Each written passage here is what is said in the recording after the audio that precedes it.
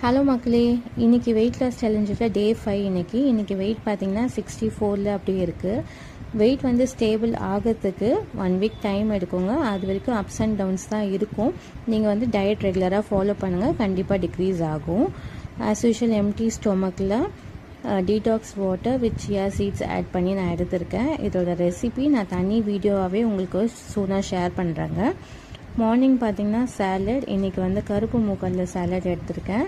நான் வந்து vegetables add பண்ணி எடுத்துக்கிறேங்க. வெஜிடபிள்ஸ் வேண்டான்னு நினைக்கிறவங்க வெறும் சுண்டலை வேக வச்சு அப்படியே எடுத்துக்கலாம், அதுவும் நல்லது தான். இல்லைன்னா நீங்கள் அதுக்கு பதிலாக ஆல்டர்னேட்டிவாக வேறு ஏதாவது பிரேக்ஃபாஸ்ட்டை வந்து ப்ரிஃபர் பண்ணி கொஞ்சமாக எடுத்து சாப்பிட்டுக்கலாம். மார்னிங் யோகா ப்ராக்டிஸ் பண்ணுறேன், அது கூட சேர்ந்து வாக்கிங்கும் இந்த வாட்டி 15 மினிட்ஸ் இன்க்ளூட் பண்ணியிருக்கேன். ஸோ வாக்கிங்கும் 15 மினிட்ஸ் ப்ராக்டிஸ் பண்ணுறேன்.